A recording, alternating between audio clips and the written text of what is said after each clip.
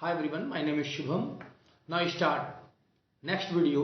आपने अब तक कोऑर्डिनेट ज्योमेट्री में पढ़ा, क्या क्या पढ़ा, उसके कंसेप्ट के बारे में स्टडी किया और कंसेप्ट के साथ साथ आपने क्वेश्चंस को भी देखा। आज हम उसी एक्सरसाइज के क्वेश्चंस का क्वेश्चन नंबर 7 से स्टार्ट करते हैं। इसके पहले आपको हमने 5 तक ऑलरेडी प्रीवियस वीडियो में हमने बना दिया था, पढ़ा दिया था। ठीक है, तो ध्यान दीजिएगा, ये क्वेश्चन नंबर आपका 7 है और क्वेश्चन नंबर 7 से हम लोग डिस्कस करने वाले हैं। तो ध्यान दीजिएगा कैसे क्या होने वाले हैं। तो आइए स्टार्ट करते हैं हम लोग। देखिए दिया है, दर्शाइए कि बिंदु 7 और क्या दिया है 1 और क्या दिया है आपका 7 और 1 के साथ साथ दिया है 2,4 दिया हुआ है और क्या दिया है -1 और क्या दिया -4 और 4 दिया है। तो आपको सिद्ध करना है कि ये एक वर्ग है और ये वर्ग की क्या है, शीर्ष है। वर्ग है और वर्ग की क्या ज्ञात करनी है आपको, शीर्ष। तो वर्ग आप जानते होंगे, वर्ग का मतलब जिनकी चारों भुजाएं क्या होती हैं, एक समान होती हैं। चारों भुजाएं क्या होती हैं, एक समान। कुछ ऐसा फिगर होता है, ऐसा दृश्य होता है इसका। देखा, ये आपका वर्ग है। तो वर्ग में क्या क्या दिया है ये देखिएगा।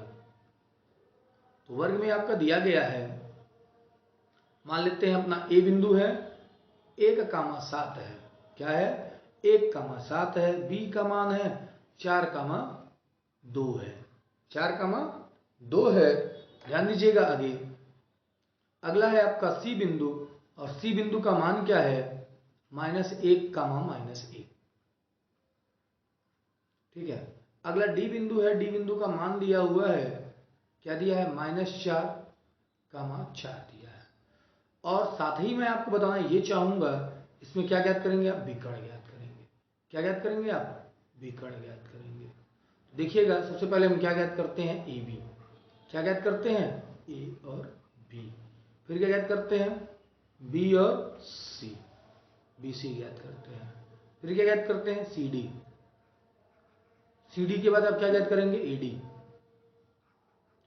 और इनके बाद आप क्या प्राप्त करेंगे, ए सी विकर्ण, ठीक है ना, विकर्ण डायगोनल जिसे कहते हैं अंग्रेजी में।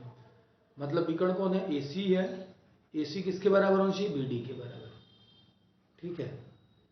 तो चारों भुजाएं एक समान हो, चारों भुजाएं बराबर हो, ठीक है। चारों भुजाएं क्या हो, एक बराबर हो और विकर्ण बराबर हो, तो क्या कहलाता है, ये एक वर्ग है। क्या कहलाता है, ये एक वर्ग है। यह वर्ग को बताता है, क्या प्रदर्शित करता है, वर्ग को प्रदर्शित करता है। तो ध्यान दीजिएगा कैसे हम AB का मान प्राप्त करते हैं। AB का मान प्राप्त करने के लिए देखिएगा, यह है आपका A बिंदु और यह है B बिंदु। तो क्या लिखेंगे हम लोग, 4 में से घटाते हैं, किसको घटाते हैं, 1 को, प्लस क्या दिया गया है, 2 में से घटाते हैं किसको, 7 को। क्या प्राप्त होगा आपका, बताइए क्या प्राप्त होगा। प्राप्त होगा यहां पे 3 का वर्ग यानी 9, 5 का वर्ग यानी 25, √34 आएगा 34। क्या आएगा, √34 आएगा। सेम इसी प्रकार इसको भी हल करते हैं। जब हल करेंगे तो क्या आएगा, देखिएगा क्या लिखेंगे, -1 -4 का होल स्क्वायर प्लस -1 -2 का होल स्क्वायर। ये हो जाएगा 25 और इधर हो जाएगा 9, √34 आएगा। CD का मान होगा, CD का मान देखिएगा क्या लिखेंगे हम लोग CD में,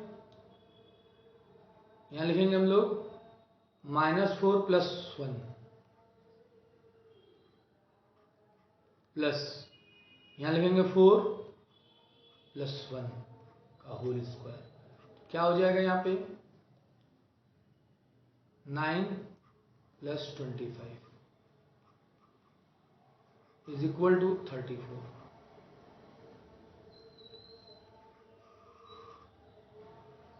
अब AD का मान क्या होगा, यहां पे आपका ये होगा 1 माइनस प्लस हो जाएगा ये 4 और यहाँ क्या होगा आपका 7 माइनस 4 का होल स्क्वायर क्या होगा 25 प्लस 9, ये भी होगा 34। आप देख रहे हैं चारों मान बराबर आ रहे हैं, चारों मान एक समान हो गए। इसका मतलब हमें ये डिसाइड हो गया या तो रोम्बस होगा या तो स्क्वायर होगा। अब रोम्बस और स्क्वायर के बीच क्लासिफाई करने के लिए आप क्या ज्ञात करिए विकर्ण, और विकर्ण का मान अगर एक समान हो जाता है तो यह कहलाता है आपका क्या कहलाता है, तब यह कहलाता है वर्ग है। क्या कहलाता है वर्ग है। तो आप क्या ज्ञात करिए अब AC, इसका मान निकाल लीजिए AC का, इसका मान AC का, AC ज्ञात कर लें आप। AC कैसे ज्ञात करेंगे -1 और ये -1 का होल स्क्वायर प्लस क्या होगा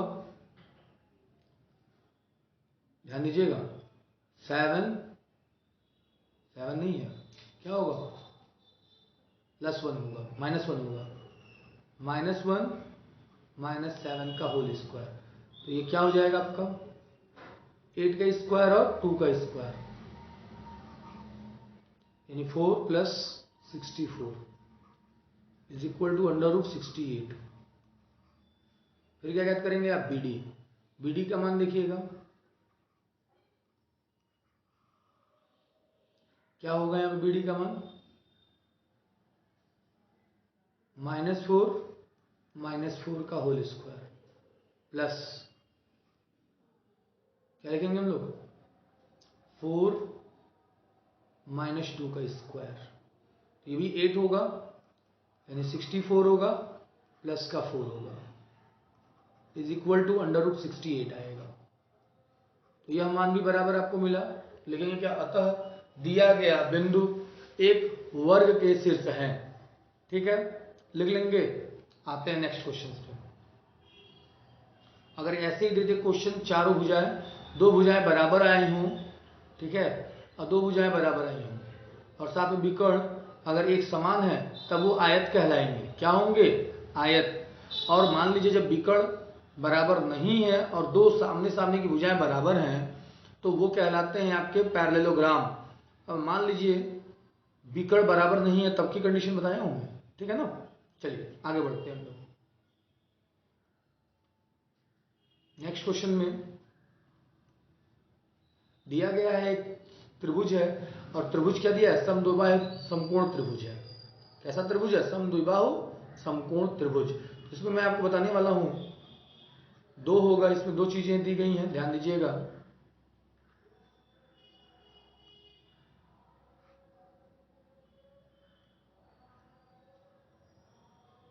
देखिएगा एक त्रिभुज आपका दिया गया है,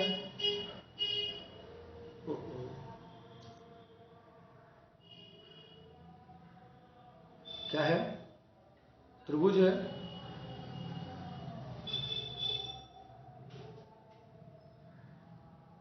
इस त्रिभुज का मान दे दिया है, ए दिया है, बी दिया है और सी दिया है।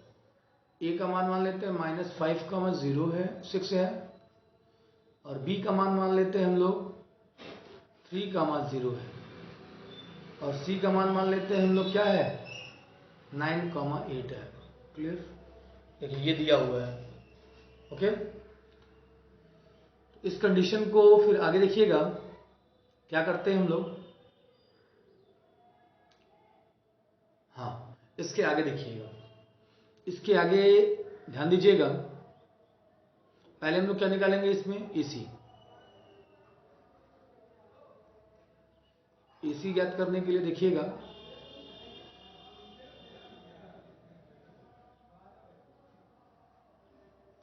नाइन माइनस से प्लस हो जाएगा ये 5 प्लस 8 का मान 6 का होल स्क्वायर।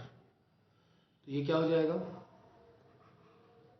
14 का स्क्वायर 96 होगा 196 प्लस 4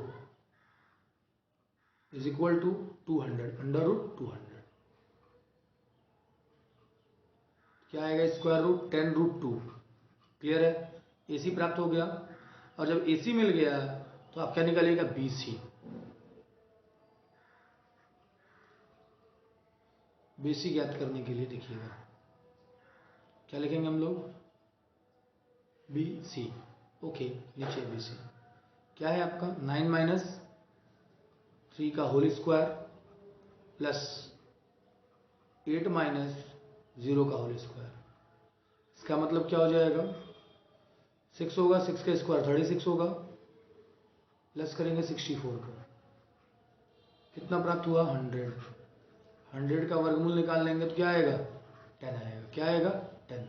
फिर आप इसके बाद ज्ञात करिएगा AC।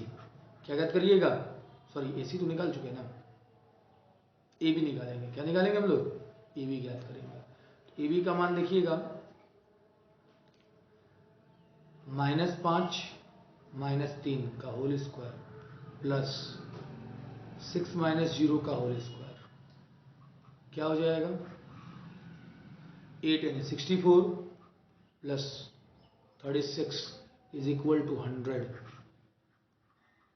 कितना आएगा 10 आएगा। क्या आएगा 10 आएगा। तो आपके सामने दिखा दो मान बराबर हैं तो ये समबाहु त्रिभुज तो कहलाएंगे ही, साथ में समकोण हम लोगों को दिखाना है। तो क्या होगा, यहाँ पे 10 है, यहाँ 10 है, यहाँ क्या होगा 10√2 होगा। तो यह पाइथागोरस प्रमेय को भी बता रहा है। अतः दिया गया मान यानी दिए गए शीर्ष त्रिभुज के शीर्ष क्या है, समद्विबाहु समकोण त्रिभुज है। क्लियर है बात, नोट कर लेंगे इसको। चलिए नेक्स्ट क्वेश्चन पे आते हैं हम लोग। जांच कीजिए कि क्या बिंदु दिए गए और समबाहु त्रिभुज के शीर्ष है या नहीं। आपको ये सिद्ध कर लेंगे। अभी जस्ट इसके पहले बताया गया कि यह मान A है, B मान लीजिए, C मान लीजिए। इनको हल कर लीजिए और दूरी का ही फार्मूला लगा के हल करिएगा। तो दो भुजाएं आपकी समान आएंगी और एक भुजा क्या होगा आपका अलग होगा। क्लियर है, हल हो जाएगा। तो इसको आप सेल्फ करिएगा, सेल्फ डू इट। ठीक है ना, आप स्वयं करिए इसको। चलिए नेक्स्ट बढ़ते हैं हम क्वेश्चन नंबर 4। देखिए ये क्या है, Q एक बिंदु है जो समदूरस्थ है। तो दो बिंदु हैं P और Q। मान लेते ये P है, दूसरा वाला Q है, सॉरी दूसरा वाला R है ये ना, और बीच में Q है। ठीक है, ध्यान दीजिएगा PQ का जो मान होगा PQ बराबर होगा इसके QR के। क्या हो जाएगा, जो इनका वर्ग होगा वो भी मान बराबर होगा, ये भी वर्ग भी बराबर होंगे। तो यहाँ क्या सीखेंगे आप देखिएगा, लिखेंगे हम लोग 5 - 0 का होल स्क्वायर प्लस -3 - 1 का होल स्क्वायर बराबर है किसके, x - 0 का होल स्क्वायर प्लस 6 - 1 का होल स्क्वायर। देखेंगे 25 होगा, 16 होगा, साथ में आपको क्या प्राप्त होगा x स्क्वायर होगा, और यहाँ पे भी 25 होगा। 25 से 25 कैंसिल हो गया, 4 प्लस माइनस में आएंगे, दो मान आएगा और सॉरी ये स्क्वायर हट जाएगा। यहाँ पे 16 का वर्गमूल करेंगे प्लस माइनस 4 आएगा। क्या आएगा प्लस माइनस 4 आएगा। अब इस कंडीशन में आपको दूरी भी साथ में ज्ञात करना है। दूरी के लिए देखिएगा, दूरी बराबर क्या हो जाएगा, लिखेंगे हम लोग अंडर रूट में 16 + 25। क्या प्राप्त हुआ भाई 16 + 25, 16 + 25 अंडर रूट 41 आएगा। This is your answer, note कर लीजिए। यह यक्स का मान प्राप्त होगा। तो यक्स स्क्वायर जब रखते हैं, यक्स का स्क्वायर करेंगे, या तो -4 रखें या +4 रखें, दोनों कंडीशन में आंसर सेम आएंगे। कोई डाउट है यहाँ तक, नोट कर लें, फिर आगे हम प्रोसीड करते हैं। हो जाएगा। चलिए नेक्स्ट क्वेश्चन नंबर 5 सिद्ध कीजिए कि सेम यही क्वेश्चन है आपके, दिया गया है सिद्ध कीजिए कि बिंदु दिए गए हैं और यह क्या है समद्विबाहु समकोण त्रिभुज के शीर्ष है। सेम ऐसे ही तीन बिंदु दिया है, यानी पहले ए बी निकालेंगे, ए सी निकालेंगे और बी सी निकालेंगे। आपको कोई दो भुजाएं बराबर दिखेंगी, फिर पाइथागोरस प्रमेय लगाएंगे, दिखा देंगे या मान क्या होंगे, बराबर होंगे। तो इसको भी आप सेल्फ करिएगा, सेल्फ डू इट। ठीक है, नोट कर लेंगे, आगे बढ़ते हैं हम लोग। हो जाएगा, एक बार देख लीजिए आप लोग, पहले कर लेंगे। ओके, नेक्स्ट यहां पे देखिएगा, ये दिखाना है आपको कि एक त्रिभुज है, ठीक, क्या है, त्रिभुज।